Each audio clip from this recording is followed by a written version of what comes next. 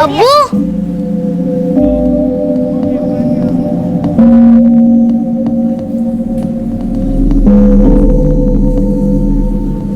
ये तेरे लिए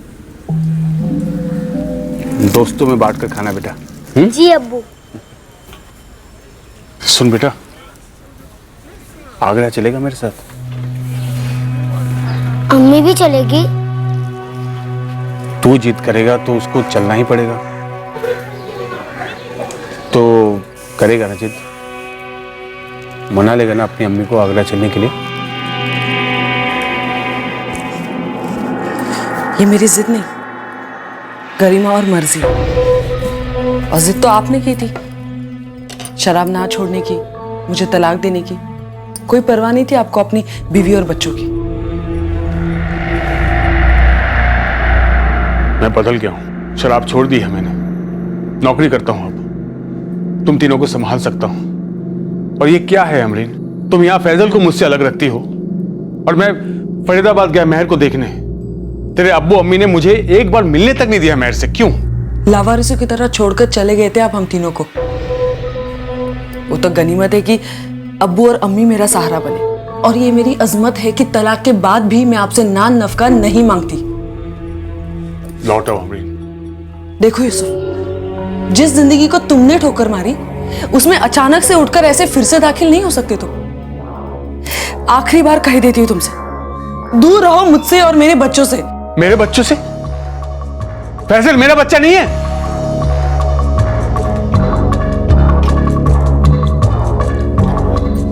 देखो अमरीन, जो हुआ मिट्टी डालो, नए सिरे से शुरू करते हैं। हम नए सिरे से जिंदगी शुरू कर चुके हैं यूसुफ, और अब तुम्हारी जगह हम तीनों की जिंदगी में बिल्कुल भी नहीं है।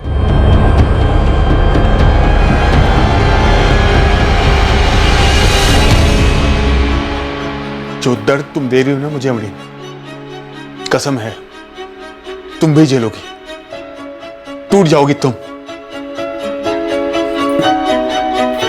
हाँ हाँ, तुम्हारी वजह से कोई कम दर्द नहीं झेले मैंने।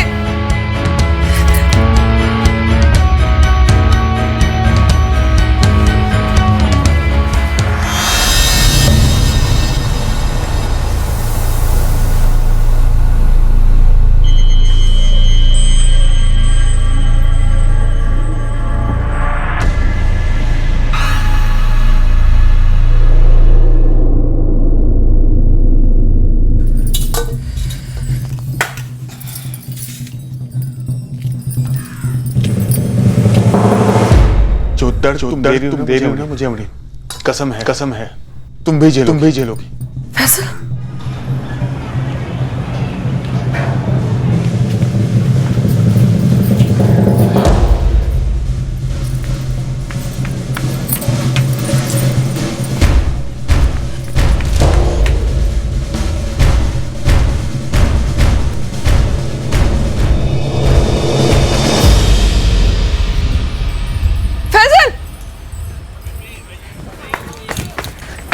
क्या हुआ अम्मी? घर चलो। अभी मेरे खेलने का टाइम है। कहा ना चलो घर चलो। लेकिन क्यों?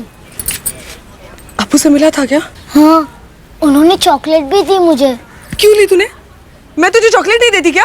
वो मेरे अब्बू है, आगरा जाने को बोल रहे थे। देखो फैसल, तुम्हारे अब्बू कुछ भी कहे, लेकिन तू उनके साथ नहीं जाएगा, समझ गया ना? मुझे अब्बू अच्छे लगते हैं, लेकिन मैं आपको छोड़कर कहीं नहीं जाऊंगा, आगरा भी नहीं अम्मी। अब मैं जाऊं खेलने? थोड़ी देर। चल।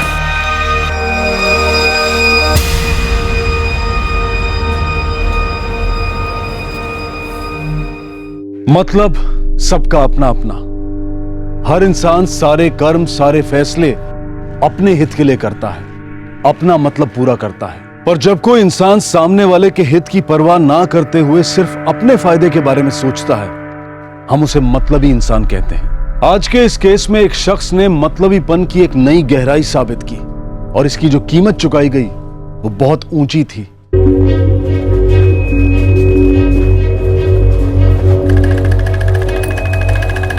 खाने के बाद मैं खेलने जा रहा हूँ अम्मी।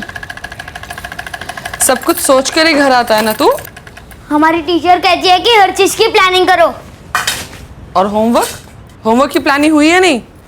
होमवर्क शाम के 6 से 7 के बीच में होगा, खेलने के बाद, खाने और सीरियल से पहले। लेकिन आज तक तो तुम 7 के पहले कभी घर नहीं आए। आज से आ जाया करूंगा। और अगर नहीं आए तो तुम्हें घसीट के लाने का प्लान बना लूं?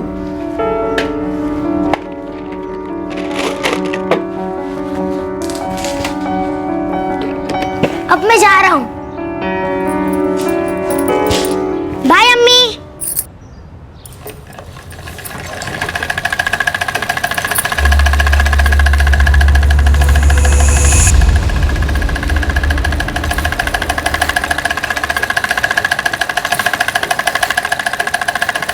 फैजल, फैजल। कौन है? आंटी, फैजल कहाँ है? तुम्हारे साथ नहीं है वो? हम तो 2 बजे से खेल रहे हैं, फैजल तो आया ही नहीं, इसीलिए मैं बुलाने आया। लेकिन 2 बजे तो वो घर से निकला कंचे लेकर। हमारे पास तो वो आया ही नहीं आंटी। नहीं आंटी, हम सब उसका वेट करते रहे, वो नहीं आया तो हमने खेलना शुरू कर दिया। तो कहीं और गया होगा कंचे खेलने। पता नहीं आंटी, कंचे तो यही खेलता है।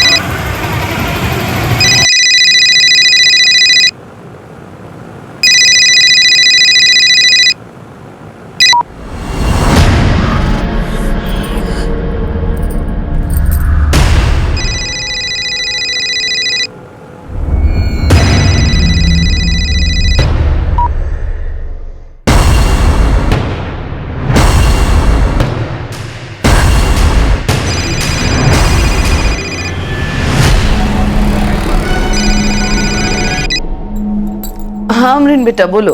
हेलो अम्मी, महर है क्या वहां पर? महर यहीं घर पर है। क्या हुआ बेटा, सब ठीक तो है ना?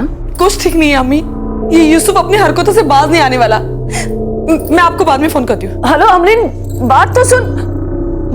नानी जान, अम्मी का फोन था। हाँ बेटा, अम्मी थोड़ी देर बाद दोबारा फोन करेंगी। फातिमा आपा, जरा घर का ध्यान रखना, मैं भी आती हूँ।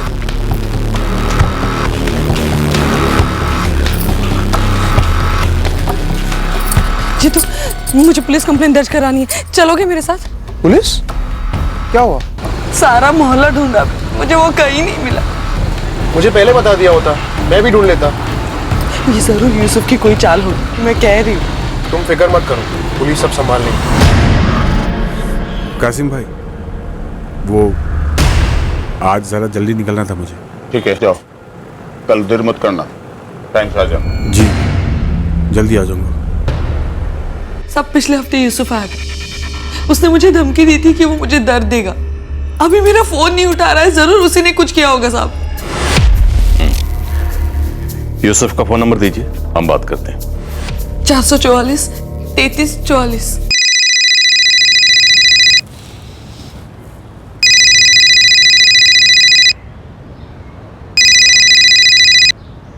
हेलो, यूसुफ इलियासी।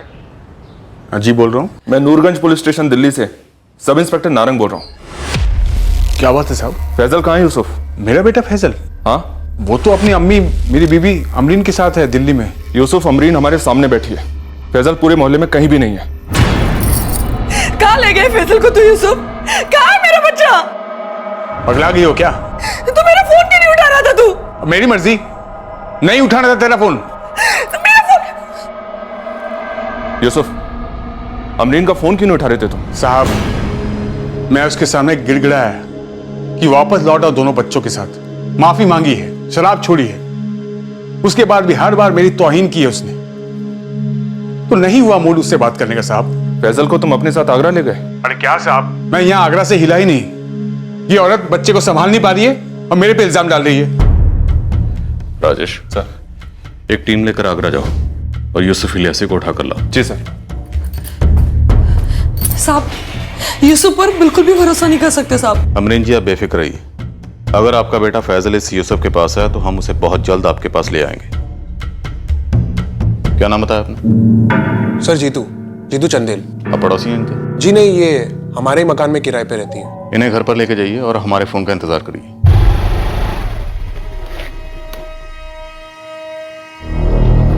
क्या हुआ जीतू? फैसल का पता चला? नहीं आंटी, वो पुलिस यूसुफ को आगरा से उठाने गई है। मैं तो कहती हूँ मियाँ बीबी बच्चों को हमेशा साथ में ही रहना चाहिए।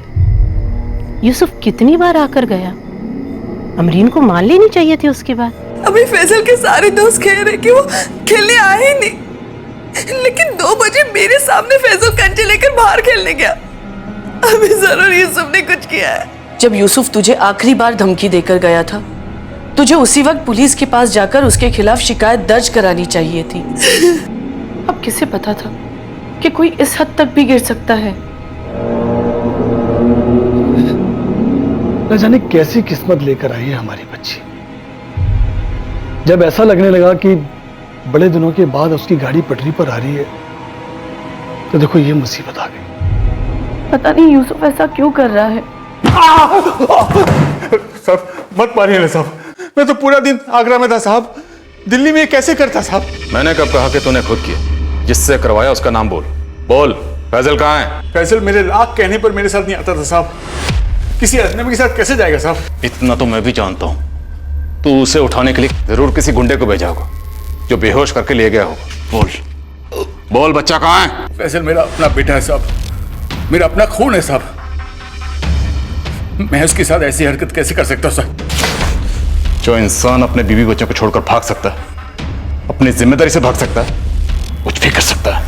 साहब ऐसा नहीं है कि मैं इन तीनों से प्यार नहीं करता था, अमरीन से भी करता था साहब। उसके पहले की पूरी कहानी जानते हुए भी मैंने उसके साथ निकाह किया था साहब। क्या है अमरीन की पहले की कहानी? अमरीन मोहल्ले के हर घर में पूछा, एक बच्चे से बात की, स्कूल के बच्चों से भी बात की, और किसी ने फैजल को नहीं देखा। पता नहीं जीतू, यूसुफ मेरे फैजल को कहाँ ले गया। किस साल में होगा मेरा बच्चा?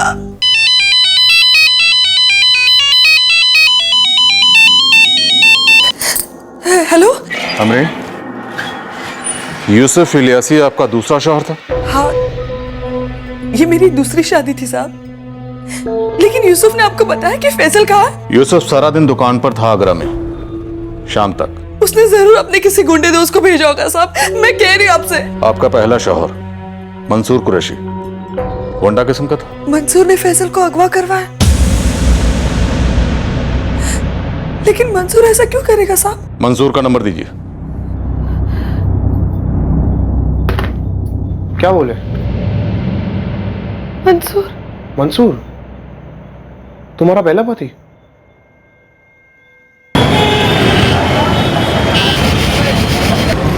हाँ साहब, मंसूर कुरैशी बोल रहा हूँ। बताइए क्या बात है? फैजल को क्यों उठाया मंसूर?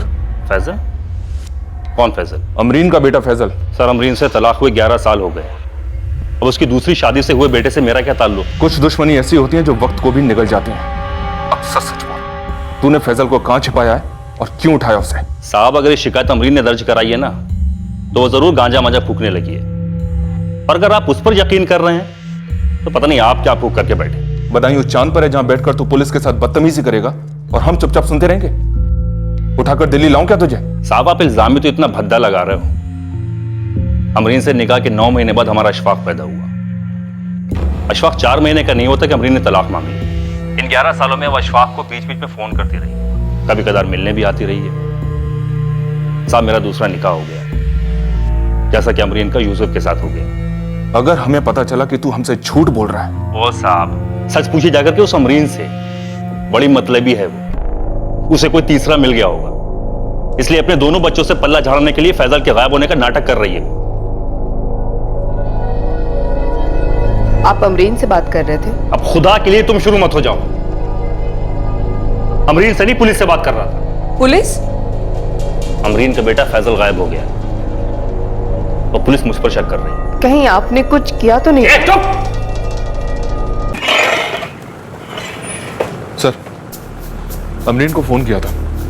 वो कह रही थी कि उसके साथ जो लड़का था जीतू, उसने मोहल्ले के हर घर को तलाशा है, हर बच्चे से पूछा है, लेकिन किसी ने भी फैजल को नहीं देखा है। मुझे ये मामला सीरियस गड़बड़ी वाला लगता है। एक 8 साल का बच्चा 2-2:30 बजे अपने घर से निकलता है। बाय अम्मी। और इस वक्त रात के 11 बज चुके। अब बच्चे की कोई खबर नहीं। सर, अमरीन का पहला पति मंसूर कुरैशी, मैंने उससे भी बात की, बदायूं में रहता है। अमरीन के साथ बहुत ज्यादा टच में नहीं है, कभी कभार फोन होता है दोनों के बीच, पर अमरीन साल में 1-2 बार अपने बेटे से मिलने के लिए बदायूं जाती है, बस इतना है। और ये मंसूर कुरैशी यहाँ कभी नहीं आता? कह तो रहा है कि कभी नहीं आता। ओ साहब, जो कुछ बोलना था सब बोल दिया मैंने, अब क्यों बंद करके रखा है मुझे? फैजल मेरा बेटा है, मेरा अपना खून है, मैं उसका बाल भी बांका नहीं होने दूंगा। बहुत प्यार करता हूं मैं उससे। साहब, मैं कह रहा हूं अमरीन ने सब कुछ किया है, मतलब उसका है, मतलब ही मुझे साबित करने पे तुली है। सर, फैजल की तस्वीर सारी पेट्रोलिंग टीम में सर्कुलेट करवा दी है। और फिरौती के लिए अभी तक कोई कॉल नहीं आया, राइट? अभी तक तो नहीं। अमरीन का फोन सर्विलेंस पर है। सर, एक बात है जो मुझे समझ में नहीं आ रही। अमरीन किराए के कमरे में रहती है, बच्चे को पालने के लिए सिलाई का काम करती है, किसी को उससे क्या फिरौती मिलेगी? फिरौती के लिए ना सही, लेकिन हमें गुमराह करने के लिए कोई ना कोई कॉल जरूर आ सकता है। मामला बहुत सीरियस है राजेश। बच्चा कहां होगा?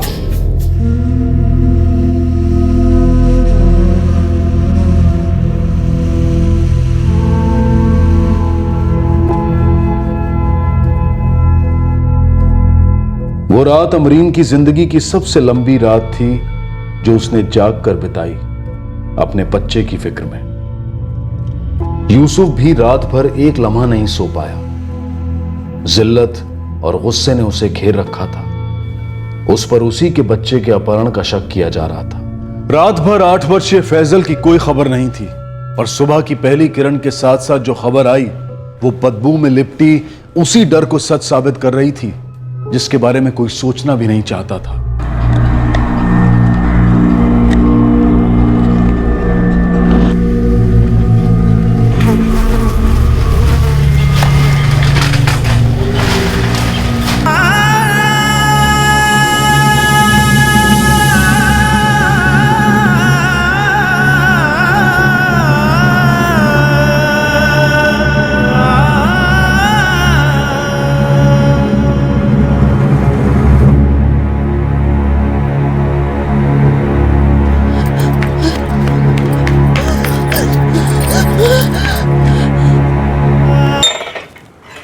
सर, फैजल की लाश मिली है।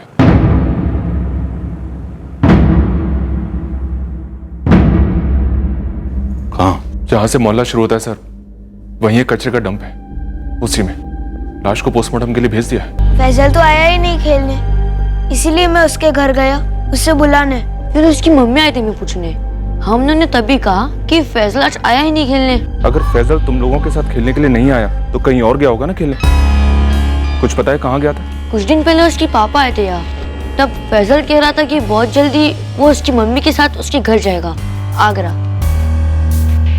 तुझे पता है इस बार अब्बू कह रहे थे कि वो अम्मी को मना कर ही रहेंगे, फिर मैं, मेरी बहन महर, अम्मी और अब्बू आगरा में साथ साथ रहेंगे। अच्छा, जिस दिन फैजल ने अपने पापा की दी हुई चॉकलेट्स तुम्हारे साथ शेयर की थी, तो क्या उसी दिन उसके पापा उसके पास वापस लौट कर आए थे?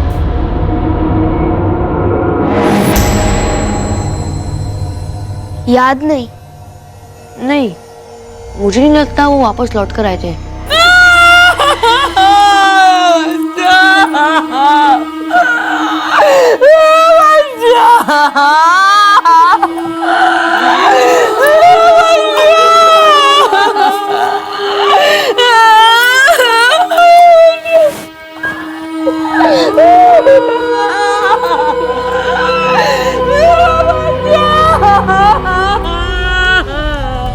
सर, ये अमरीन बात करने की हालत में नहीं लगती। आपने फैजल के बारे में अच्छी तरह से पूछा था? एक एक घर में जाकर पूछा, जितने बच्चे थे सबसे सवाल भी किया, पर समझ नहीं आ रहा है कि बिना किसी के देखे सुने ये सब कैसे हो गया। बच्चा इसी मोहल्ले में मारा गया है सर। और शायद दोपहर में उसके बाद बच्चे की लाश को लाकर इस कचरे के डब्बे में फेंका गया हो। लाश को शायद दोपहर में ना फेंका गया हो सर।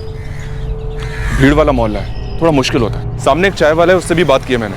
वो सुबह 7 बजे से लेकर रात को 9 बजे तक दुकान में ही रहता है। और उसने कुछ नहीं देखा? जी नहीं सर। तो लाश को देर रात को या फिर सुबह बहुत जल्दी फेंका गया कचरे में, जब कोई देख ना सके। इसका मतलब है कल तकरीबन दोपहर के 2 बजे से लेके देर रात तक या फिर आज सुबह अर्ली मॉर्निंग तक लाश इस मोहल्ले के ही किसी घर में थी।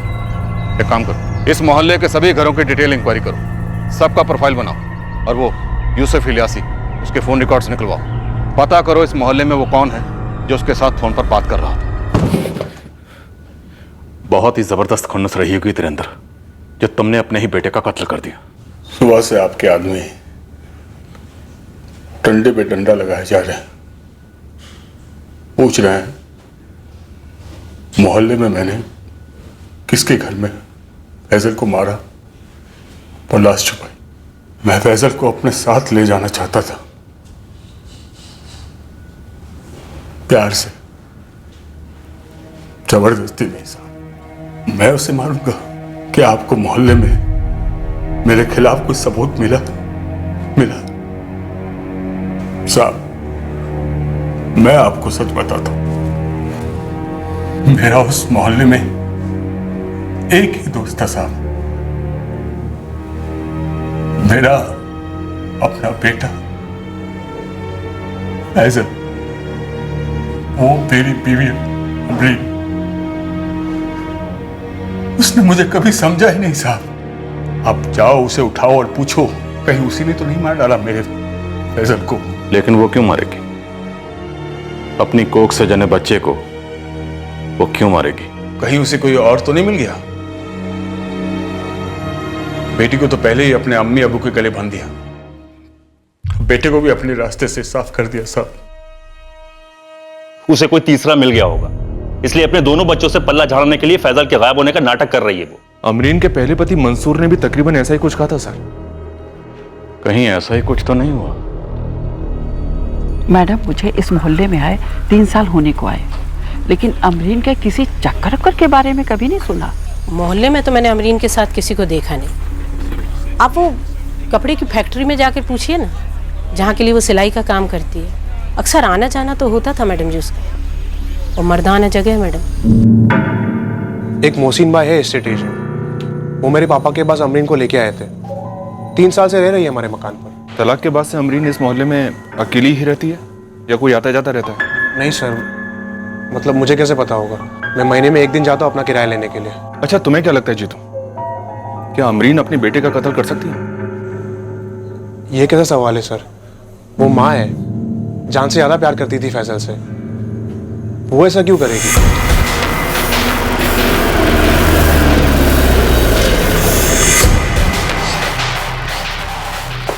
सर, मोहल्ले में काफी लोगों से पूछा पर कोई कुछ नहीं बता पा रहा। सर, मैं उस गारमेंट फैक्ट्री भी हुई जहाँ पर अमरीन काम करती है, लेकिन वहाँ भी कुछ खास नहीं निकला। लगता है ये बच्चा फैजल इलियासी अपने घर से बाहर निकला ही नहीं।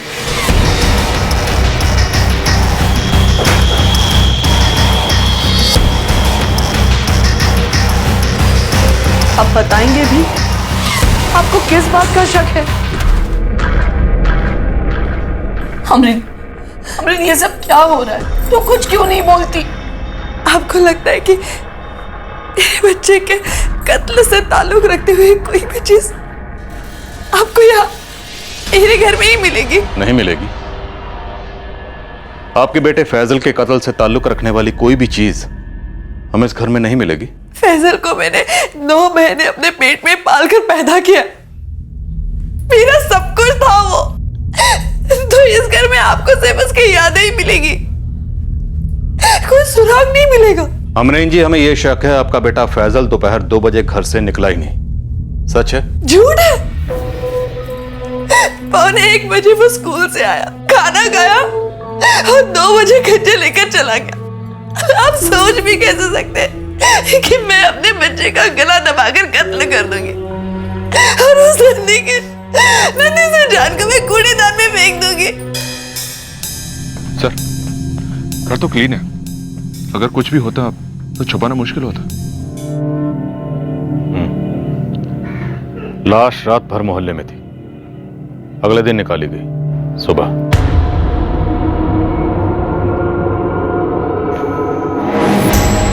अगर फैजल वाकई अपने घर से निकला होगा तो उसके साथ रास्ते में कुछ हुआ होगा, यहां पहुंचने से पहले। 8 साल का बच्चा इसी रास्ते पर चला आ रहा था और उसके साथ यहीं कुछ हुआ होगा और वो अपने दोस्तों के पास पहुंचा ही नहीं। क्या हुआ होगा उसके साथ? 8 साल के मासूम बच्चे का इसी मोहल्ले में कहीं कत्ल हुआ और फिर उसकी लाश को इसी मोहल्ले के किसी घर में छुपा कर रखा गया देर रात तक, और अगले दिन सुबह सूरज निकलने से पहले उसकी लाश को बाहर निकाला गया होगा और कचरे के डिब्बे में फेंक दिया गया होगा। सर, अमरीन के ज्यादातर कॉल्स फरीदाबाद में उसकी मां के पास गए हैं, उसके बाद बदायूं में उसकी पहली शादी से बेटे अशफाक के पास, और कुछ कॉल्स कपड़े की फैक्ट्री के सुपरवाइजर को भी गए थे। सर, ये बच्चा फैजल, हमारे पास इसकी मिसिंग कंप्लेंट आने से पहले ही इसका कत्ल हो चुका था। बुरा लगता है सर। वो महज 8 साल का था। कौन इंसान इतना जालिम हो सकता है, इतना मतलबी हो सकता है, जो एक 8 साल के मासूम बच्चे को मारकर कचरे के डब्बे में फेंक दे? सर, इस यूसुफ इलियासी ने अमरीन को धमकी दी थी। जो दर्द तुम दे रही हो ना मुझे अमरीन, कसम है तुम भी झेलोगी। और फैजल की मौत से अमरीन को दर्द तो बहुत हुआ है। दर्द तो हमने भी यूसुफ को बहुत दिया, लेकिन अड़ा हुआ है, बार बार यही कह रहा है कि मैं बेकसूर हूं। और अमरीन के खिलाफ भी हमारे पास कोई सबूत नहीं है सर। अमरीन का इससे क्या मतलब हो सकता है? लेकिन अमरीन के पहले शौहर मंसूर और दूसरे शौहर यूसुफ, दोनों का यही कहना है कि अमरीन का दिल अब किसी तीसरे पर आ गया हो। मतलब अफेयर? काफी सीक्रेट अफेयर होगा सर, क्योंकि पूरे मोहल्ले में और कपड़े की फैक्ट्री में किसी भी आदमी ने इस अफेयर की तरफ इशारा तक नहीं किया। फिर ये आशिक किसी तीसरी जगह से होगा, और ये आशिक मोहल्ले के जिस घर में रहता होगा वो घर खाली होगा, क्योंकि अगर उस घर में उसके अलावा भी कोई रहता तो उसे लाश की बदबू जरूर आती। पुलिस अब कातिल की दहलीज से सिर्फ एक कदम दूर थी। इतना तो तय था कि कत्ल मोहल्ले के ही किसी घर में हुआ था, और इसकी भी संभावना थी कि कातिल के घर में या बिल्कुल पड़ोस में शायद कोई रहता नहीं था, वरना लाश की बू जरूर पकड़ी गई होती। लेकिन हर जुर्म की एक बू होती जरूर है जो ज्यादा देर तक छुपाए नहीं छुपती, और इस केस में भी लाश की बू इस केस का सबसे तगड़ा हथियार साबित हुई। 100-150 लोगों के लिए हाल बहुत अच्छा है। ये लंच और डिनर भी बनाते हैं। आशुतोष जी। जी अंदर आइए। आइए जी आइए। ये देखिए, पूरे 200 लोगों की कैपेसिटी है आशुतोष जी। आपने कहा था कि आपके पास कमरे भी हैं जहां पर लड़के और लड़की वाले अपनी सारी तैयारी कर सकते हैं। जी बिल्कुल, आइए दिखाता हूं।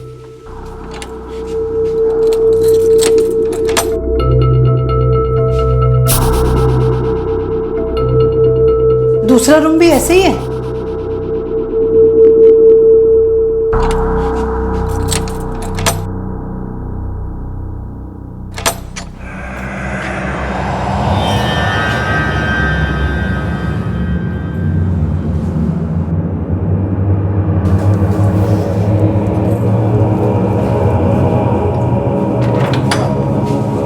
बाप रे, कैसी बदबू आ रही है। कोई नहीं जी, मैं अभी साफ करा देता हूँ। लगता है अंदर कोई चूहा मरा होगा। आप शाम तक लौट के आइए, मैं एकदम पूरा साफ करा दूंगा।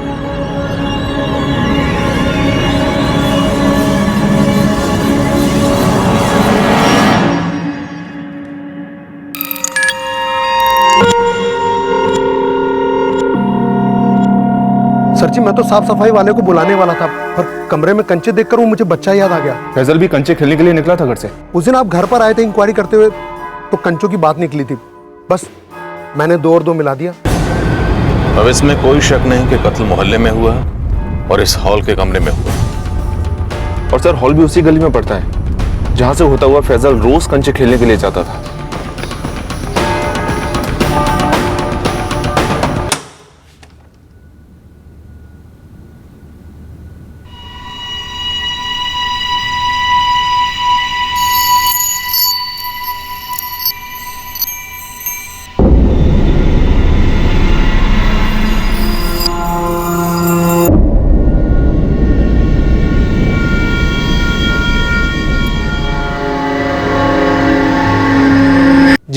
ट्रस्ट का हॉल है और मैं ट्रस्टियों में से एक हूँ। आपकी ट्रस्ट कमेटी का हेड कौन है? सूरज चंदेल, और ज्यादातर उनका बेटा जीतू ही बैठता है रिसेप्शन पर।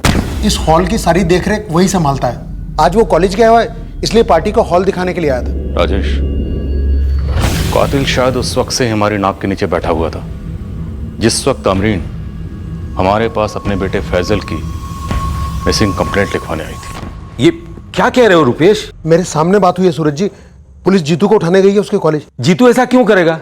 सिर्फ एक बार। जीतू महीने में सिर्फ एक बार किराया लेने आता था। जी। अब झूठ बोलकर कोई फायदा नहीं, अब सच बोलने का वक्त आ गया। इस जीतू का तो वैसे ही मुरब्बा बनने वाला। तुम सोच लो, तुम्हारा क्या हो? तुम्हारा इस जीतू के साथ क्या चक्कर है?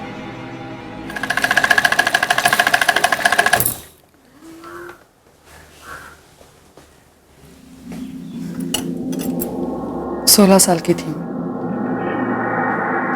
जब मेरे अम्मी और अब्बू ने मेरा निकाह करवाया मंसूर से। उसकी अम्मी मुझे रोज पीटती थी, अक्सर पता ही नहीं चलता था कि खता क्या। फिर अशफाक पैदा हुआ। अशफाक की दुनिया में आने के बाद मैं मंसूर को छोड़कर अपने अम्मी के पास चली गई। लोग ताने मारने लगे मुझे, कहने लगे कि मनहूस है, अपना शौहर नहीं संभलता, मेरा जीना मुश्किल कर दिया था फरीदाबाद। फिर मैं अपनी खाला के यहाँ आगरा रहने लगी। मंसूर का कहना था कि अगर अशफाक उसके साथ रहेगा तो ही मुझे तलाक मिलेगा। तभी तुमने अशफाक को मंसूर को दे दिया क्योंकि तुम्हें यूसुफ पसंद आ गया था, है ना? हाँ, पहले 3 साल सब ठीक था। फैजल हुआ, मेहर हुई, उसके बाद यूसुफ ने शराब पीना शुरू कर दी, मानो जैसे बोतल से शादी कर ली। तो मैंने उसे तलाक दे दी। अमरीन, तुम मेहर को भी यही लेके आ जाओ ना, ये हर बारी फरीदाबाद जाने की जरूरत ही नहीं पड़ेगी। जीतू फैजल की परवरिश में ही मेरी हालत खराब हो जाती है। वो तो शुक्र है कि अम्मी और अब्बू है तो मेहर की देखभाल हो रही। लेकिन जब जब तुम मेहर को मिलने फरीदाबाद जाती हो या अशफाक को मिलने बदायूं, बहुत खाली खाली महसूस करता हूं मैं। अब क्या करें, मेरी जिंदगी वैसे भी बहुत खाली खाली और मजबूरियां भरी पड़ी है। जीतू एक तरीके का हमदर्द था, दोस्त था, आशिक भी था। हाँ था। मुझे उसका घर आना पसंद था, उसकी बातें पसंद थी, पर मैं जानता हूं तुम्हारी जिंदगी का पर क्या था। तुम्हारा पर था फैजल, ये तुम्हारे और जीतू के बीच की दीवार थी, रास्ते का कांटा था। ऐसा कुछ नहीं था साहब। जीतू और फैजल की बहुत अच्छी जमती थी, दोस्ती थी उनकी। इसलिए फैजल बेझिझक होकर जीतू के साथ चला गया। फैजल अपने घर से दोस्तों के साथ खेलने के लिए निकला था, लेकिन बीच रास्ते में ही उसे मौत मिल गई। बोल, तुमने फैजल को क्यों मारा? बोल। अब मैं जा रहा हूं।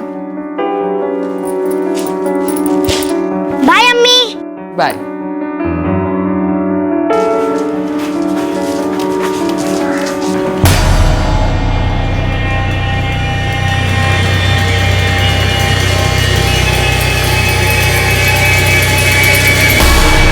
जीतू भैया, पता है कल मैंने 20 कंचे जीते थे। अरे वाह, क्या बात है।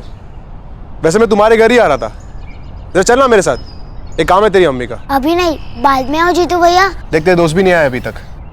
मेरा काम सिर्फ 2 मिनट का ही है, ज्यादा से ज्यादा 5 मिनट। चल आजा, नाटक मत कर। कोई नाटक नहीं जीतू भैया, चलिए।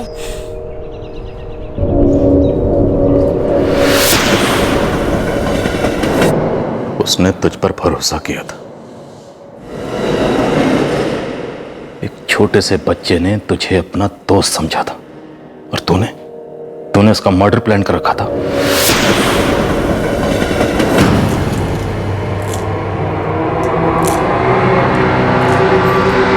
अमरीन, जब तुम जीतू के साथ यहां कंप्लेंट लिखवाने आई थी उस वक्त तुम्हें यह बात मालूम थी कि तुम्हारे बेटे फैजल की लाश उस मैरिज हॉल के कमरे के बेड के नीचे पड़ी हुई है? नहीं सर, मुझे नहीं मालूम था और मुझे यकीन नहीं हो रहा है कि जीतू ये सब कर सकता है। जीतू नहीं फैजल का कत्ल किया और यही हकीकत। मैंने सुबह के 4 बजे लाश को हॉल के रूम से बाहर निकाला।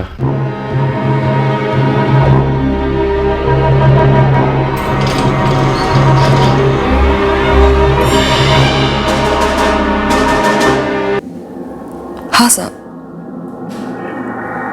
जीतू के साथ मेरे जिस्मानी संबंध थे। अकेली रहती थी, 2 शोहरों से तलाक हो चुका था। 28 साल की हो, मेरी भी जरूरतें हैं, लेकिन जीतू के साथ शादी करने के बारे में मैंने कभी नहीं सोचा था। ऐसा कोई इरादा नहीं था जिसके चलते मैं जीतू के साथ मिलकर अपने बच्चे को मारने की साजिश करूं। लेकिन जीतू को लगने लगा था कि तुम पर उसका हक है। डर गया था। उसे लगा कहीं फैजल की खातिर तुम उसे छोड़कर वापस अपने शौहर यूसुफ के पास न लौट जाओ। मुझे मालूम था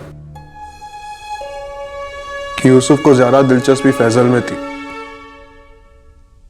वो सिर्फ मेहर के लिए अमरीन से नहीं जुड़ता। मुझे लगा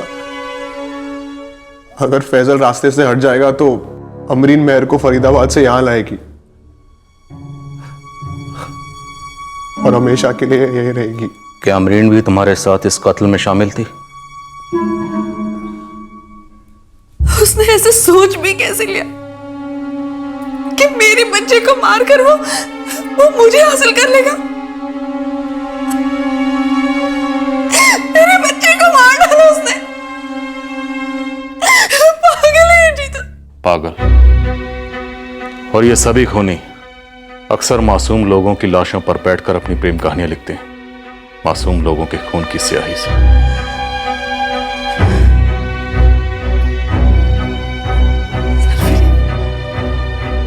कायर, डरपोक, नन्ही से जान को मार के तुझे लगा कि तू मुझे पालेगा। क्यों मारा मेरे बच्चे को तूने? क्यों मारा मेरे बच्चे को तूने? मेरे नुकसान में करके क्यों मारा तूने मेरे बच्चे को? क्यों मारा मेरे बच्चे को? क्यों मारा मेरे बच्चे को?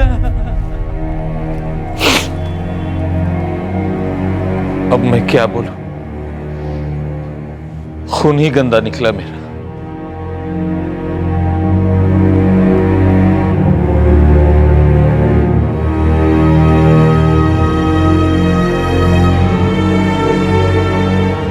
अमरीन, मुझे उन दिनों के लिए पछतावा है, लेकिन मैं अब तुम्हारी और मेहर की अच्छी देखभाल करूंगा। इंशाअल्लाह शायद फैजल फरिश्ता बनकर हमारी जिंदगी में फिर लौटे। अमरीन, मैं अब भी तुमसे बहुत प्यार करता हूं। मैं तुम्हारे साथ नहीं चलूंगी। मैं अम्मी के साथ फरीदाबाद जा रही हूँ। वहीं पर मेहर की परवरिश करूंगी। तुम्हें अगर मेहर से मिलना हो तो आ जाना, मैं तुम्हें नहीं रोकूंगी।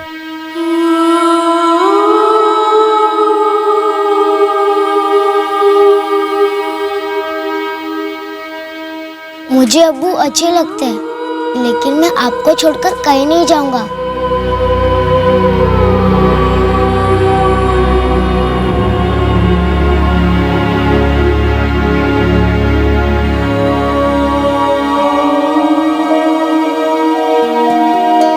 जीतू को आईपीसी की धारा 302 के तहत कत्ल के इल्जाम में गिरफ्तार किया गया है और साथ ही उस पर धारा 201 के तहत सबूत मिटाने के चार्जेस भी लगाए गए हैं। फिलहाल वो जुडिशियल कस्टडी में है और मुकदमा अभी अदालत में दाखिल हुआ ही है। बेटे की मौत ने अमरीन को तोड़ दिया और अब वो अपने माता पिता और अपनी बेटी मेहर के साथ अपने गांव में ही रहना चाहती है। फैजल का कत्ल करने में जीतू का बड़ा ही अजीब और विकृत मतलब था। जीतू द्वारा फैजल का कत्ल अमरीन को अपने पति के पास जाने से रोकने और उसकी बेटी को ननिहाल से अमरीन के पास वापस ले आने के मकसद से किया गया था। एक 21 साल के युवक के लिए यह बड़ा ही विचित्र मतलब था, एक बच्चे का मर्डर करने के लिए। मतलबी इंसान अक्सर यह भूल जाता है कि खुदगर्जी और स्वार्थी मतलब से उठाए गए कदम कभी अपनी मंजिल तक नहीं पहुंचते। ये सिर्फ मासूमों की जिंदगी में खलबली मचाते हैं और मतलबी इंसान को भी तबाह कर देते हैं। मुजरिम का जो भी मतलब हो, लेकिन कानून में रत्ती भर का मतलबी पना नहीं होता। कानून का सिर्फ एक ही मकसद होता है, गुनहगार को उसके गुनाह के मुताबिक सजा देना।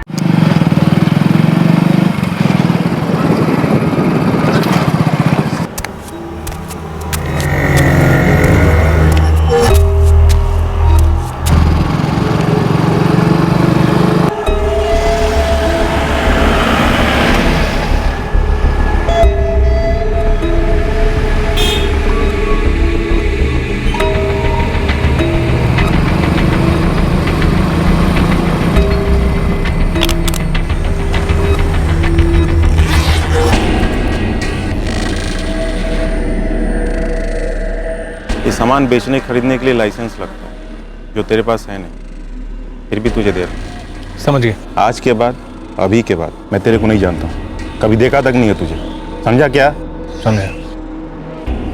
वैसे क्यों चाहिए तुझे? है कुछ पर्सनल काम। मेरा नाम नहीं आना चाहिए। नहीं आएगा।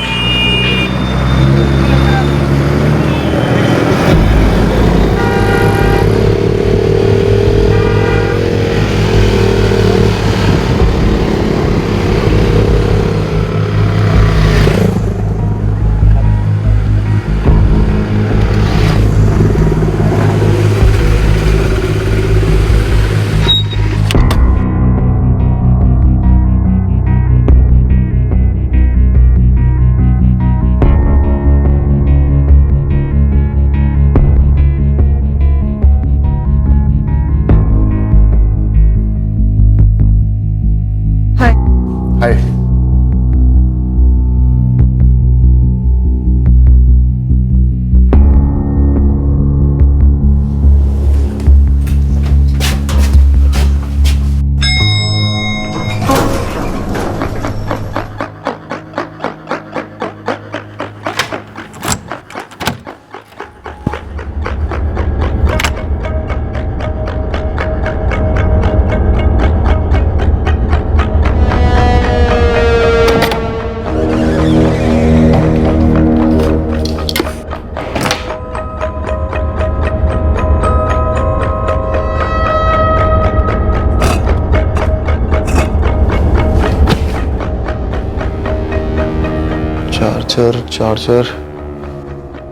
चार्जर कहाँ रखा है यार मैंने?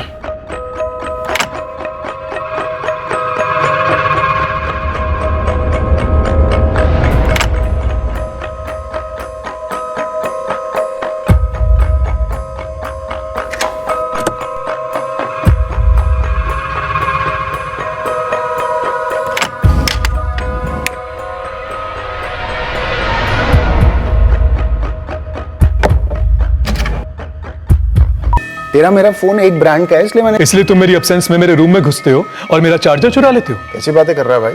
तो ठीक तो है? नहीं, मैं ठीक नहीं हूँ, क्योंकि तू ठीक नहीं है। प्लीज ट्राई टू अंडरस्टैंड, मुझे एक इमरजेंसी कॉल करनी थी, इसलिए तेरा चार्जर लिया था। उसके अलावा मैंने तेरे रूम की एक चीज भी नहीं छुई है। मुझे कैसे पता नहीं छुई है? रूम में जाकर एक एक चीज को चेक करूँ क्या? यार बस कर यार। कूल इट गाइस, क्या तुम एक चार्जर के लिए इतना शोर मचा रहे हो यार? शोर मचा रहे हो? हाँ सुबह इतना लाउड म्यूजिक सुनता है तब तेरे रूम में शोर की आवाज नहीं आती। अभी मैं चार्जर को लेकर क्या बात कर रहा हूँ, तुझे शोर लग रहा है? तो कैसी बातें कर रहा है भाई? एक चार्जर के लिए इतना ड्रामा कर रहा है। तेरे रूम से मैं सिर्फ चार्जर उठा के लाया हूँ, तेरी गर्लफ्रेंड को उठा के लेके नहीं आया हूँ। देख देख, नोट कर कैसे घटिया दिमाग चलता है इसका। Disgusting he is man. छोड़ो ना यार। क्या छोड़ू ना यार? जिस दिन यहाँ आया था ना, उसी दिन समझ गया था मैं, यह अनुराग कभी सुधर नहीं सकता। एकदम बेकार आदमी है ये।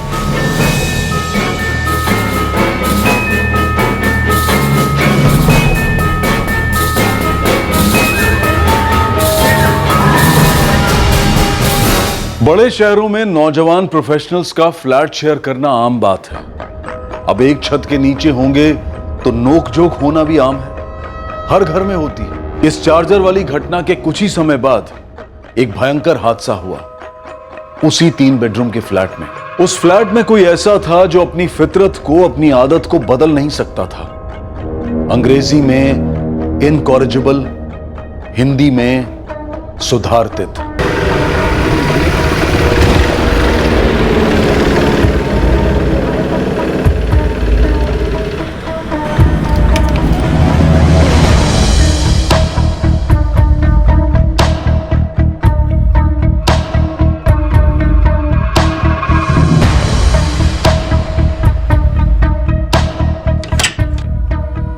मैं come in sir? Yes Anurag, come in. Good morning sir. Morning. Sir वो एक लीव के लिए मैंने एप्लीकेशन दी थी। ओ यस, 24 अगस्त की लीव एप्लीकेशन दी थी तुमने। जी सर, एक दिन के लिए। एंड 25 को मैं वापस ऑफिस ज्वाइन कर लूंगा। अनुराग, तुम हमारे बेस्ट वर्कर में से एक हो, तुम्हारे बिना काम पर फर्क पड़ेगा, इसलिए जस्ट फॉर 1 डे, ओके? मैं फोन पे सब कोऑर्डिनेट करता रहूंगा। एंड 25 को तो मैं वापस आ ही रहा हूँ।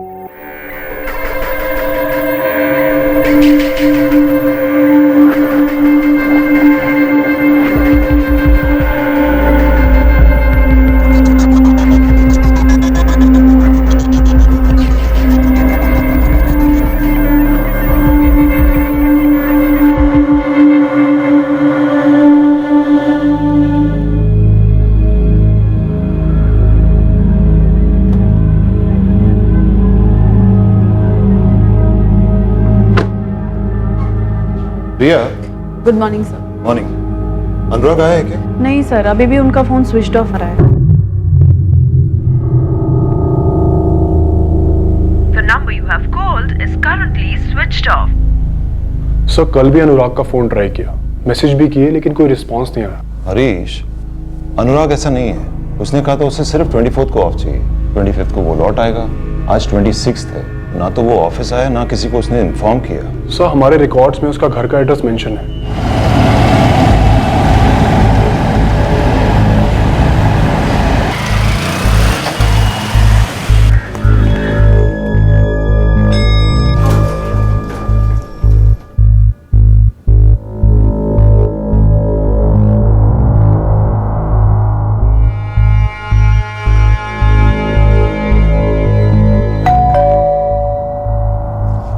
भूषण, यार प्लीज देखना दरवाजे पे कौन है।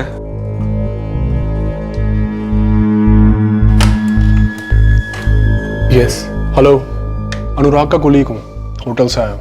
अनुराग है घर में? आई डोंट नो, देखा नहीं मैंने। सुबोध। हाँ, अनुराग को देखा क्या तूने? नहीं यार, मैंने नहीं देखा। उसके होटल से आए हैं, कलीग हैं उसके बारे में पूछ रहे हैं। हाय, अनुराग काम के लिए निकला था आज? पता नहीं यार, नो आइडिया। एक्चुअली 24 की छुट्टी ली थी उसने और 25 को रिपोर्ट करना था। आज 26 का भी हाफ डे निकल चुका है। भूषण, तेरी अनुराग से फोन पे बात हुई क्या? मुझे जरूरत नहीं पड़ी। एक्चुअली कल से उसका फोन भी कंटिन्यू स्विच ऑफ है। मैं एक बार रूम में चेक कर लेता हूँ।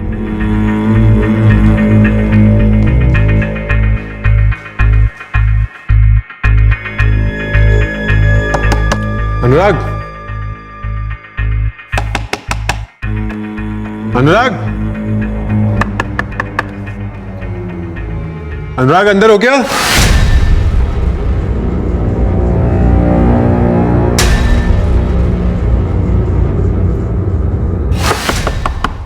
अनुराग,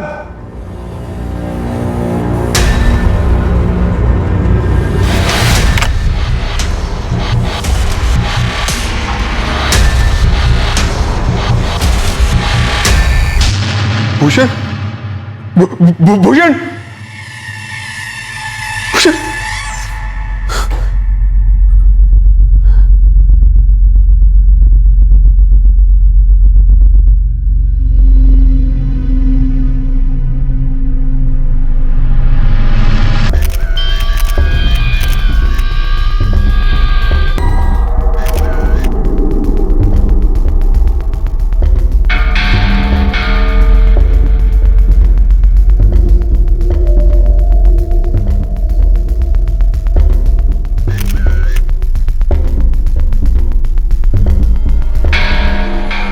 सर वो होटल से हैं जहाँ अनुराग काम करता है। था सर, एक्चुअली अनुराग 2 दिन से ड्यूटी पे नहीं गया था तो पता करने आए थे। तुम दोनों अनुराग के फ्लैटमेट्स हो? हाँ सर, हम दोनों कंप्यूटर सॉफ्टवेयर इंजीनियर्स हैं, अलग अलग कंपनीज में काम करते हैं। अक्सर नाइट शिफ्ट होती है सर। इन शॉर्ट हम ये कहना चाहते हैं कि हम फ्लैट शेयर करते हैं, लाइफ नहीं। हमें तो पता ही नहीं था कि अनुराग अपने रूम में ही है। हम एक दूसरे के रूम में कभी नहीं जाते, प्राइवेसी रूल्स हैं हमारे। प्राइवेसी? तुम लोग इसे प्राइवेसी कहते हो? तुम्हारे फ्लैट के अंदर तुम्हारा फ्लैटमेट पता नहीं कब से मरा पड़ा है और तुम दोनों को पता तक नहीं है। एक्चुअली हमारे टाइमिंग इतने अलग अलग हैं कि ऐसा होता है कि कई दिन तक हम एक दूसरे के चेहरे भी नहीं देख पाते। आखिरी बारी कब देखा था तुमने अनुराग को? शायद 23 की शाम को। हाँ सर, हम अपने ऑफिस के लिए निकल रहे थे, उस दिन भी नाइट शिफ्ट थी। हाय अनुराग। हाय सुबोध।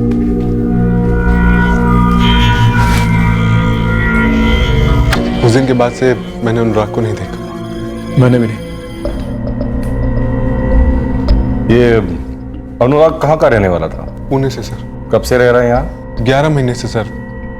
सितंबर 2015 में मूव इन किया था वो फ्लैट में। हाय, अनुराग प्रधान। Subodh Chaudhary.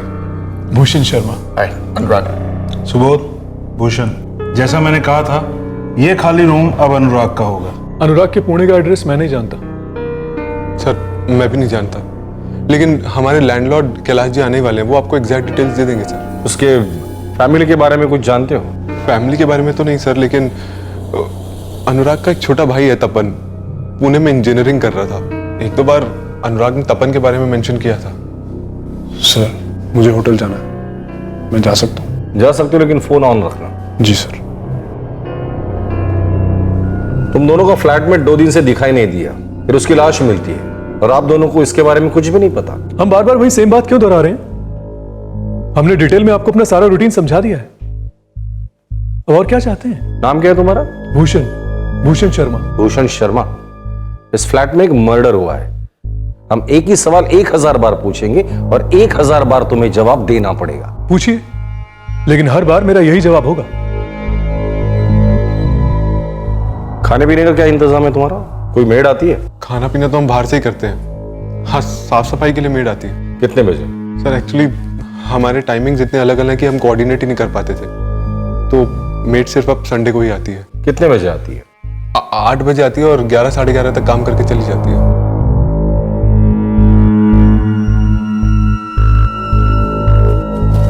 Sir, my self Kailash Rangarajan, ये मेरा फ्लैट है। ये सब कैसे हुआ? काफी सवाल पूछ रहे हैं हमसे, अब आप भी पूछेंगे? कैलाश जी, नो प्रॉब्लम, मैं 1001 बार वही जवाब दूंगा। कैलाश जी, अनुराग की फैमिली का फोन नंबर चाहिए। ये रेंट एग्रीमेंट की फोटोकॉपी है, इसमें अनुराग के सारे डिटेल्स। राव, इन दोनों के नंबर्स ले लेना, और जब तक हम लोग नहीं कहते आप लोग बेलगाम छोड़कर कहीं नहीं जाएंगे।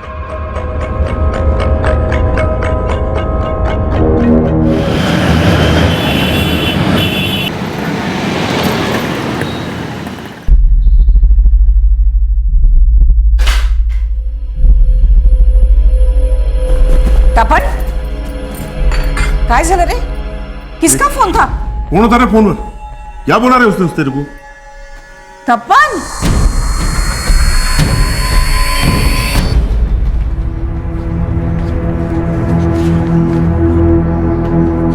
क्या है? हाँ, एक के बाद एक पेज खाली। साहब ये सोसाइटी वाले लिखते नहीं है। तुम्हारा काम है उनसे लिखवाना। गलती हो गई साहब। ये अनुराग जिसका मर्डर हुआ है, उसके यहाँ कौन आता जाता था? बहुत कम लोग साहब, और ये तीनों भी दिन भर बाहर ही रहते थे। कोई तो आता जाता होगा। काम वाली बाई आती है साहब। बुलाओ उसे। साहब ये लक्ष्मी। 202 में मर्डर हुआ है लक्ष्मी। जानती हूँ साहब, मैं तो वही काम करती हूँ। तुम कब कब जाती थी वहाँ? वैसे तो रोज आने की बात हुई थी, लेकिन मुझे जमता नहीं था और वो लोग का भी अलग अलग आने का टाइम होता था, तो मैंने संडे के संडे कर दिया, 8 से 11। कभी कुछ अटपटा देखा वहाँ पे? सच कहूँ साहब, मैं तो उन तीनों के ठीक से नाम भी नहीं जानती हूँ। इनका कभी आपस में झगड़ा होता था? या कोई रात भर रुका हो, कोई लड़की शराब चरस वगैरह ऐसा कुछ? बियर पीते थे, लेकिन बाकी कुछ नहीं। ये मर्डर 48 घंटे पहले हुआ है इंस्पेक्टर। आज 26 तारीख है, मतलब 24 को ये मर्डर हुआ है। 24 को दोपहर या लेट इवनिंग के बीच कभी भी हो सकता है। डॉक्टर, क्या ये सुसाइड का केस हो सकता है? नहीं इंस्पेक्टर, विक्टिम ने सुसाइड कतई नहीं किया है। पहले उसे बेहोश किया गया, जो ज्यादातर ज्वेलरी इंडस्ट्री में यूज किया जाता है। Your card sir. Thank you. Priya, बड़े अजीब से फ्लैटमेट्स थे यार। 2 दिन हो गए अनुराग मारा पड़ा था और उन दोनों को पता ही नहीं था। मुझे तो लगता है कुछ गड़बड़ है। उनमें से एक था भूषण। ये तो कुछ ज्यादा ही अजीब था। पुलिस को एटीट्यूड दे रहा था, सोचो। हाँ हाँ ठीक है, तुम्हारे साहब ने कहा होगा तुम्हें जो भी। वो तुम्हारे साहब हैं, मेरे नहीं, समझे? मेरी यहाँ नौकरी चली जाएगी, कंपनसेशन देने वो आएंगे क्या? हाँ देखिए, हमें ऊपर से ऑर्डर है, आप बाहर नहीं जा सकते। अभी आपकी पूछताछ बाकी है। पूछताछ हद हो गई यार। बार बार वही सवाल दोहराए जा रहे हैं। उस स्पून पर और एक बियर की बोतल में केलाइट सल्फेट के ट्रेसेस मिले हैं। उस कमरे में और भी कोई था, क्योंकि हमें और भी बियर की बोतल्स मिली थी। बाकी 2 बोतल्स क्लीन हैं। और वो 2 फ्लैटमेट्स को तो पता ही नहीं कि कमरे में मर्डर हुआ था। फिर ये इम्पॉसिबल है। क्या कहूं, मैं तो ब्लैंक फील कर रहा हूं। लेकिन हमें डिटेल्स चाहिए उमेश जी। अनुराग सिर्फ 27 साल का था और उसका कत्ल हो गया। सर, वो बहुत होनहार था। 1 साल पहले ही ज्वाइन किया था उसने। होटल में उसकी किसी से कोई जलन या दुश्मनी? जी नहीं, कोई दुश्मनी नहीं थी। दुश्मनी नहीं थी तो प्यार, किसी लड़की का चक्कर? नहीं सर, वो सिर्फ काम और काम ही करता था। 24 अगस्त को अनुराग ने छुट्टी ली थी ना? कुछ बताया उसने उसे छुट्टी क्यों चाहिए? जी नहीं सर, लेकिन हाँ, छुट्टी इस कंडीशन पर दी थी कि 25 की सुबह को वो लौट आएगा। और वो नहीं लौटा। पता नहीं किसने ऐसा किया। देखिए, मेरा प्रोजेक्ट सफर हो रहा है, मेरी कंपनी का बहुत लॉस हो रहा है।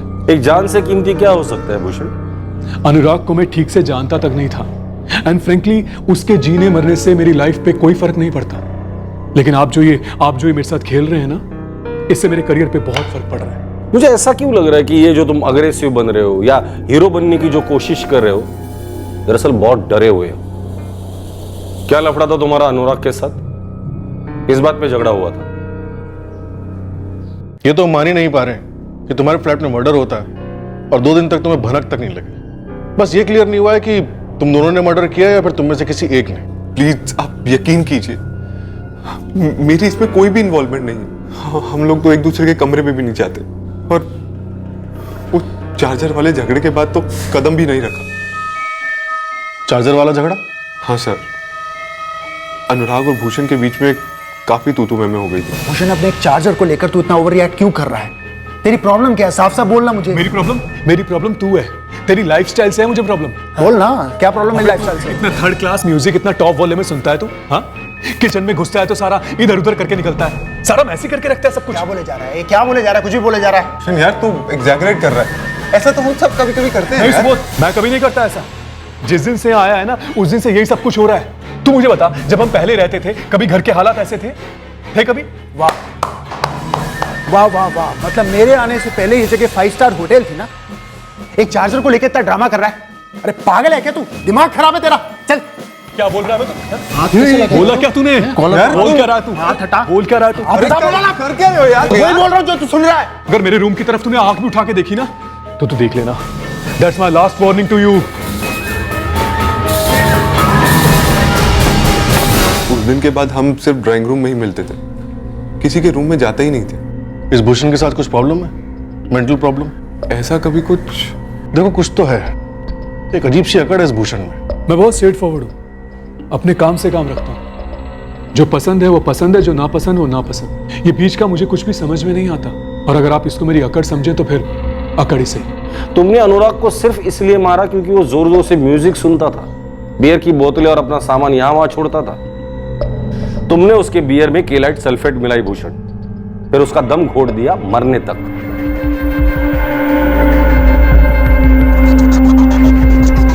बियर में केलाइट सल्फेट मिलाई? मैंने?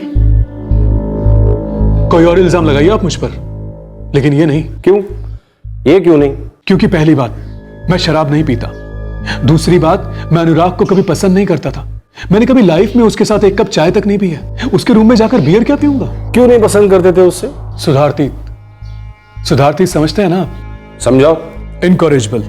जिस तरह कुत्ते की पूंछ कभी सीधी नहीं हो सकती, ठीक उसी तरह सुधारती नियत का आदमी कभी नहीं बदल सकता। अच्छा, सुधर नहीं सकता था इसलिए जान से मार डाला उसे। भूषण के साथ मैं 1 साल से रह रहा हूं। इतना तो मैं एग्री करता हूं कि उसके साथ रहना थोड़ा सा मुश्किल है और कभी कभी अजीब सा बिहेव करता था। अजीब सा मतलब जब आप लोग अनुराग की बॉडी लेके गए। सुबोध, मुझसे नहीं होगा यार। क्या नहीं होगा? मैं अभी कैलाश जी से बात करता हूँ, मेरा एडवांस वापस लौटा दें, मैं निकल जाऊंगा, मैं नहीं रहूंगा इस फ्लैट में। भूषण तू भूल क्या रहे यार, अनुराग मर गया है। वो तो होना ही था। देख तू अभी के अभी नहीं जा सकता। कैलाश जी तेरा एडवांस लौटाने से रहे और पुलिस वाले भी तुझे तकलीफ देंगे। सुबोध, मैं पुलिस से नहीं डरता मैं पुलिस से। वेल, पहले ये केस वेस का चक्कर खत्म कर लूं, फिर मैं निकल जाऊंगा। हाँ, मैंने शिफ्ट करने की बात की है, इनफैक्ट आज ही की है। क्यों आज ही क्यों? Because I am fed up. और ये शिफ्ट होने का ख्याल पिछले 2 हफ्ते से मेरे दिमाग में चल रहा था, जब से वो लड़ाई हुई थी मेरी उसके साथ। फिर उसके बाद ये नाटक हो गया, मुझसे रहा नहीं जा रहा है वहां पर। मैंने सुबोध को जाकर बोल दिया निकलना है मुझे। यहां अनुराग की लाश मिली है और वो ऑलरेडी आगे की सोच रहा था। सर, ये बात मुझे थोड़ी सी अजीब लगी। क्या भूषण ने अनुराग का कत्ल किया? वैसे एक बात बोलूं, हो सकता है अनुराग का कातिल हमारे फ्लैट में ही हो, लेकिन मैं नहीं। गेम खेल रहे हो हमारे साथ? नहीं, वैसे ऐसा हो सकता है कि सुबोध के अनुराग के साथ कोई प्रॉब्लम हुई हो, कोई डीप प्रॉब्लम जो कभी मेरे सामने ना आई हो। सुबोध ने देखा कि मेरी अनुराग के साथ बनती नहीं है और उसके दिमाग की घंटी बजी और उसने अपने केलाइट सल्फेट की गोली मेरे कांधे से फायर कर दी।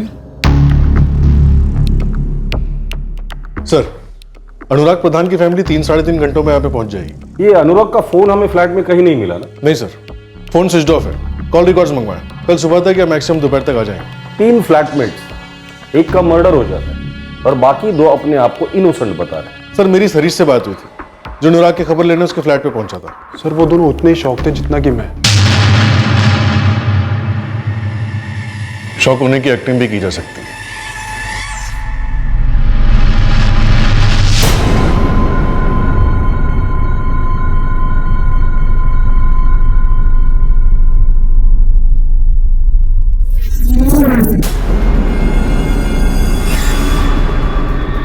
सर, मैं कोई साइकोलॉजिस्ट तो हूं नहीं, मुझे तो सच में ही शौक लग रहे थे।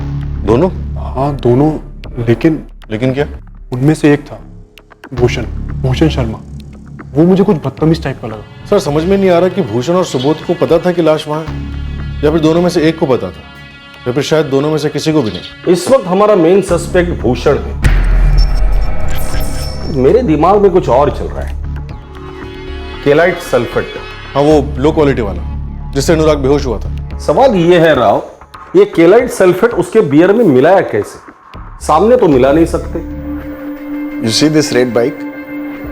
ये मेरी पहली बाइक थी, पुणे में ली थी मैंने ये बाइक। मेरे जितने भी फ्रेंड्स थे ना, इस बाइक को लेकर मुझसे जेलस फील करते थे। एक और चीज नोटिस की मैंने अनुराग के कमरे में। Bike sir? करेक्ट। हर जगह फोटोज, मिनिएचर्स। इतना कमिटेड बाइक लवर था ये अनुराग, तो इसकी खुद की भी तो बाइक होगी।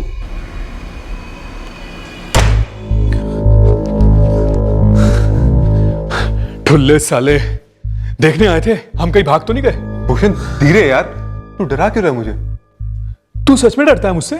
हाँ, इसलिए मेरे पीठ पीछे तू पुलिस को बोलने गया था मैं साइको हूं, मेरे अनुराग के साथ झगड़ा हुआ था। तो क्या हुआ नहीं था?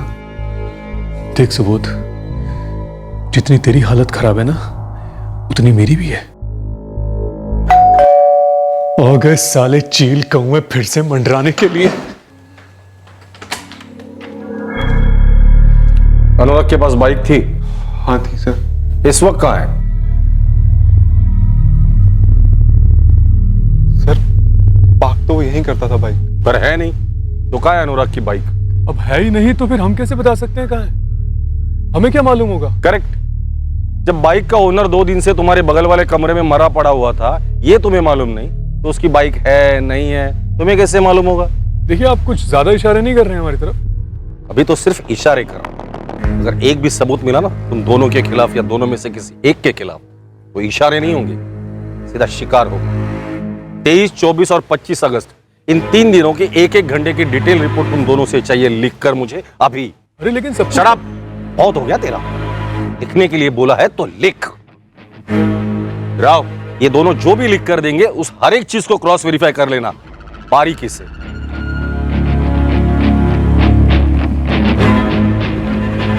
बाइक कॉलोनी से बाहर गई या आई तुझे कुछ नहीं पता? सर ऐसा है, यहाँ सब लोग अपने टाइम के हिसाब से आते जाते हैं। गाड़ी बाइक सब दिन भर आते जाते रहते हैं। अलग से कुछ देखा नहीं सर। तो तेरे यहाँ रहने ना रहने से भी कुछ फर्क नहीं पड़ता, फिर तू यहाँ है क्यों? सर, होटल की सिक्योरिटी वालों ने कहा है कि अनुराग वहां से 23 तारीख को बाइक लेकर निकला था। मैंने पार्किंग लॉट का सीसीटीवी फुटेज मंगवा लिया। फिर बाइक है कहाँ? सर, सीसीटीवी फुटेज मंगवाया, उसमें बाइक का पता चल जाएगा, नंबर सर्कुलेट करते हैं, शायद ये केस बाइक से रिलेटेड हो सकता है।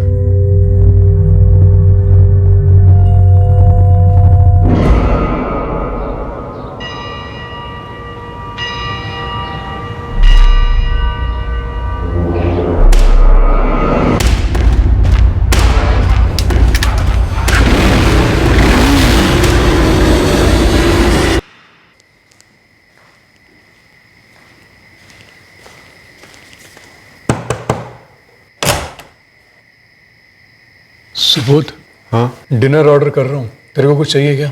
तूने लिखी क्या वो 3 दिन की हार्ली रिपोर्ट? लिख रहा हूँ भाई, भूख भूख नहीं लगती क्या? इंसान हूं मैं।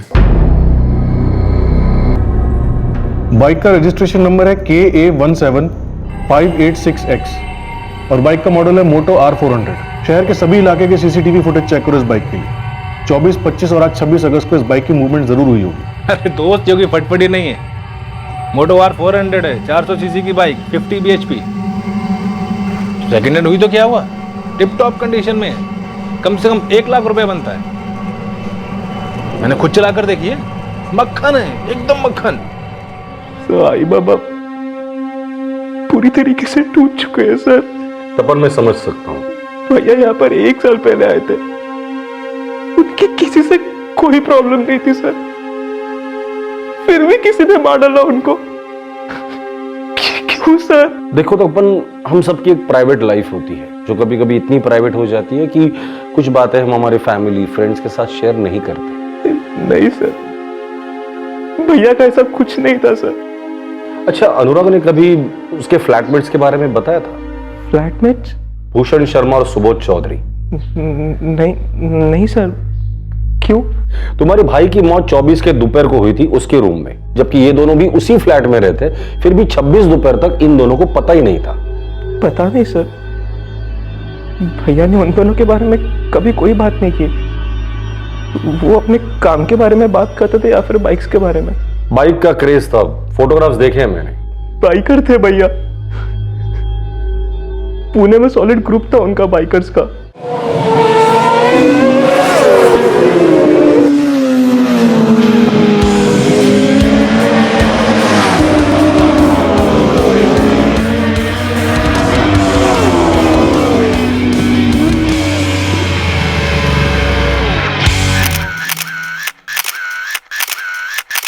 पुणे में जो बाइक थी वो जान थी उनकी।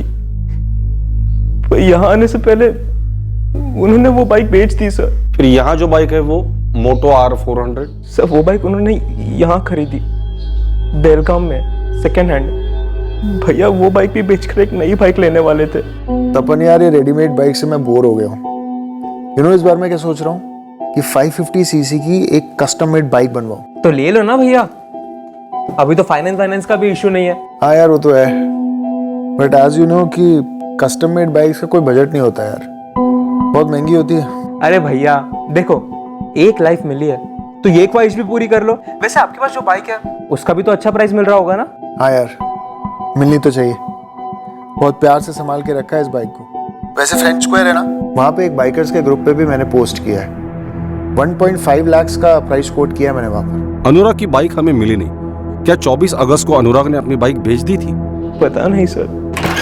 Sir, traffic department red alert पर है। बाइक का सीसीटीवी फुटेज उनके हेड ऑफिस पहुंच गया। अगले दिन ही इस रहस्यमय केस का हल होने वाला था। तहकीकात करने वाले और पीड़ित की फैमिली सभी चौंक जाने वाले थे ये जानकर कि गुनहगार कौन था।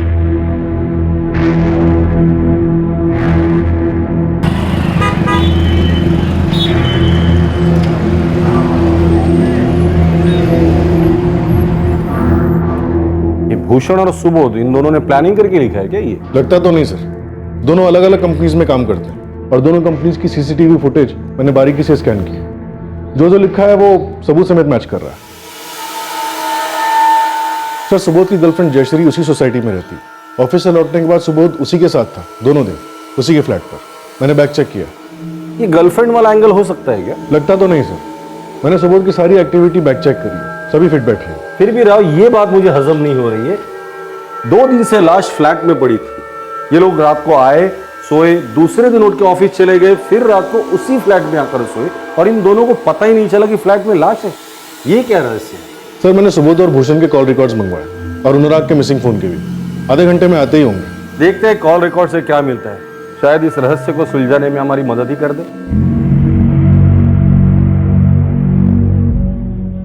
और फोन रिकॉर्ड्स ने वाकई मदद की इस केस की। ये केस कुछ ही देर में क्लोज होने जा रहा था। सर, सुबोध और भूषण के कॉल रिकॉर्ड्स में तो कुछ नहीं निकला। और अनुराग? सर, अनुराग के पिछले 1 हफ्ते से एक नंबर पे कांस्टेंट बात हो रही थी, 4447898871। किसका नंबर है ये? किसी देवनाथ रायकर का है सर। 24 को अनुराग की उससे बात हुई और 24 को देवनाथ के सेलफोन की लोकेशन अनुराग की सोसाइटी थी जहां वो रहता था और उसका कत्ल हुआ।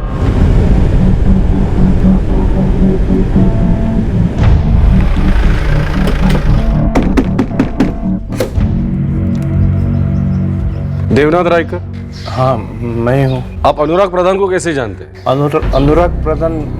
मैं नहीं जानता किसी अनुराग प्रधान को। 4447898871 ये आप ही का नंबर है? 1 मिनट। मुक्ता जरा मेरा फोन लाना। ये मेरा फोन दीजिए।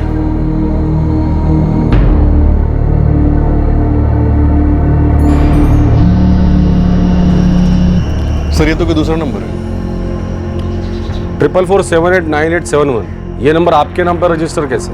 ये नंबर तो नितिन का है। नितिन कौन? मेरा बेटा। अब क्या किया उसने? मतलब आपका बेटा हमेशा कुछ न कुछ करते ही रहता है। मैं उसके बारे में आपको बताने वाला था, लेकिन जैसे मैंने आपको देखा मैं डर गया था। क्या बताने वाले थे? उस दिन जब यहाँ से गया तो बहुत परेशान दिखाई दे रहा था। ये मोटरसाइकिल तूने खरीदी? कितनी बार पूछोगे आप और कितनी बार जवाब दूंगा मैं? अरे पर उस मोटरसाइकिल को देखते ही मुझे लगा कि ये चोरी की मोटरसाइकिल होगी। देवनाथ जी, इस बार आपके इकलौते बेटे नितिन ने सिर्फ चोरी नहीं की है, मर्डर भी किया है। हेलो साहब, नूरानी लॉज तुरंत आइए। बाइक भी है और आपका नितिन रायकर भी। सर, नूरानी लॉज, नितिन और बाइक दोनों वहीं मिलेंगे। इस नितिन के नाम पर 4 अलग अलग पुलिस स्टेशन में सीरियस केसेस दर्ज है, तो मर्डर का एक भी केस नहीं। सर, हो सकता है बाइक चुराई गई हो या फिर शायद बेच रहा हो, या फिर हो सकता है कि ये बाइक सुपारी की रकम हो।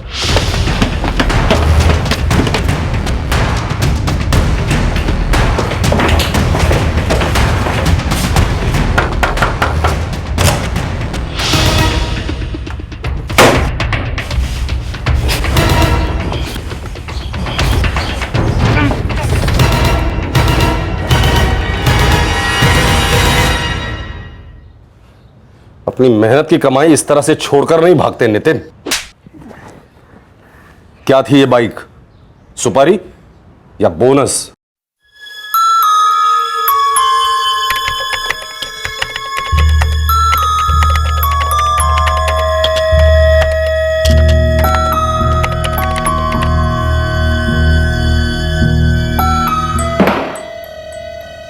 चल शुरू से शुरू कर अपनी कहानी। केलाइट सल्फेट कहां से मिला तुझे? अनुराग तक क्यों पहुंचा था और कैसे पहुंचा था? सर, वो फ्रेंड स्क्वायर पर नए नए ऐड आते रहते हैं, वहीं पर पेरी बाइकर्स क्लब का ऐड आया था तो ज्वाइन कर लिया सर मैंने। सर, वहीं पर ये अनुराग ने ऐड डाली थी अपने बाइक बेचने की ऑनलाइन।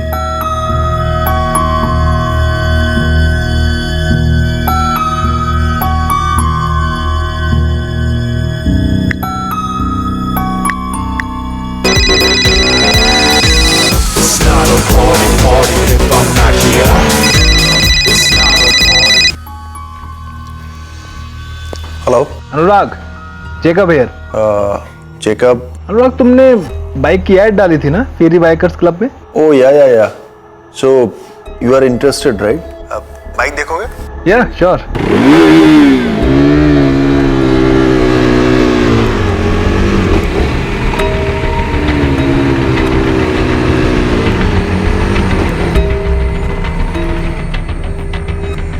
सो कैसी लगी bike? Isn't she a beauty? Fantastic. Bike चुराने का प्लान था सर, पर सोचा कि अगर टेस्ट राइड पर गया और वहीं से भाग गया तो पकड़ा जाऊंगा। उसको चेहरा याद रहता ना सर। बाइक की चोरी से बचने के लिए तूने उसका मर्डर कर दिया? वाह। केलाइट सल्फेट कहां से मिला तुझे? सप्लायर का नाम नहीं मालूम सर। कोई बात नहीं, हमारे पास एक दवा है जो पीने के बाद तुझे सप्लायर तो क्या, उसके नानी का भी नाम याद आ जाएगा।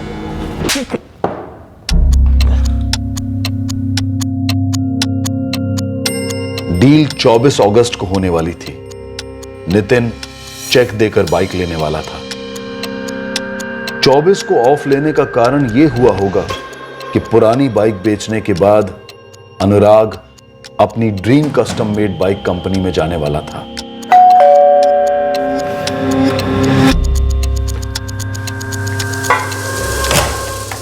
Hey Jacob, how are you man? I'm good. Come in please.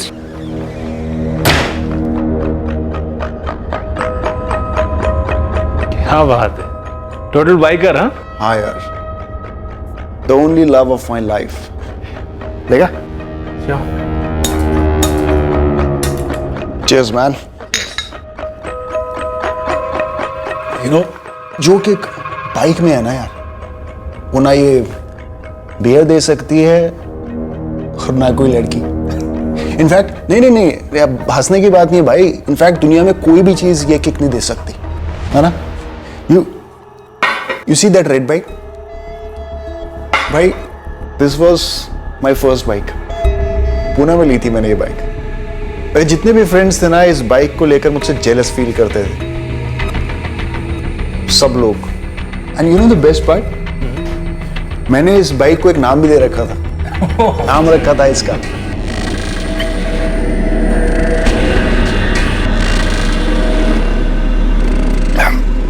जब भी रोड्स पे निकलती थी ना, सब लोग मुड़ मुड़ कर देखते थे।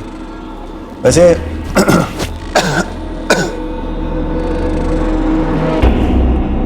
यू नो कि मैं बाइक को थोड़ा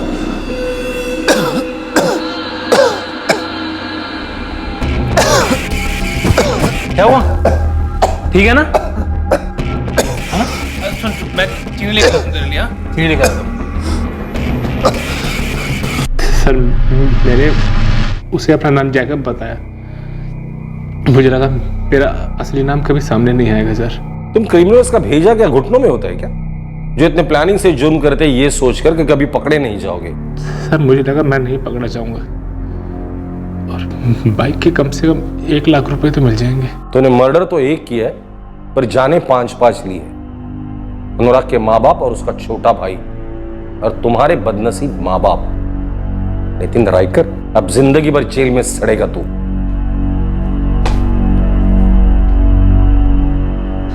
सर, इस नितिन रायकर की सारी हिस्ट्री निकाली मैंने। माँ बाप ने खून पसीने की कमाई से इसको इंजीनियरिंग करवाई थी। पढ़ा लिखा क्रिमिनल सबसे खतरनाक होता है। ये पहला मर्डर है इसका? हाँ सर, इससे पहले चोरी और लूटपाट के केसेस हैं इस पे। तगड़ा चार्जशीट बनाना इसके खिलाफ। सर, कोर्ट ऑलरेडी से एक मौका दे चुकी। इसने अंडरटेकिंग दी थी कि और जुर्म नहीं करेगा, और कोर्ट ने इसकी सजा भी कम कर दी थी, लेकिन ये सुधरने वाला नहीं लगता। उस भूषण ने सही कहा था, सुधारतित जिसे कभी सुधारा नहीं जा सकता। सुबोध और भूषण हिल गए थे ये जानकर कि क्या हुआ था और कैसे हुआ था। नितिन इस वक्त न्यायिक हिरासत में है। अनुराग प्रधान अपने बाइक्स के प्रेम में इतना खो गया था कि वो ये समझ बैठा कि जो उसकी बाइक खरीदने आ रहा है वो भी बाइक प्रेमी है, जो कि गलत था। और इस गलती की कीमत साबित हुई अनुराग की जिंदगी। इंजीनियरिंग ग्रेजुएट नितिन रायकर इस केस में चोरियों से मर्डर में ग्रेजुएट हुआ था। उसके माँ बाप की फिक्र और पहले के एक जज द्वारा दिखाई गई नरमी का उस पर रत्ती भर भी फर्क नहीं पड़ा। क्या किया जाए ऐसे क्रिमिनल्स का? हमारा कानून ज्यादा तवज्जो देता है पीड़ित को न्याय दिलाने में और यह अनुमान लगाकर चलने में कि सजा इंसान को सुधारने के लिए दी जाती है। लेकिन जरूरत है कि कानून, प्रशासन और जनता इस विषय पर दोबारा विचार करें और ऐसे क्रिमिनल्स के लिए एक सख्त नजरिया अपनाने की गुंजाइश रखें। अब मैं अनूप सोनी आपसे विदा लेता हूं। फिर मुलाकात होगी कल रात सीआईडी के एपिसोड के बाद एक और चौंका देने वाले केस के साथ। तब तक सुरक्षित रहें, सतर्क रहकर एक अच्छे नागरिक का फर्ज अदा करें और देखते रहें क्राइम पेट्रोल सतर्क। सबक एक को, सीख हम सबको। जय हिंद। इस तरह के और भी एपिसोड देखने के लिए हमारे चैनल को सब्सक्राइब करें और बेल आइकन दबाना ना भूलें।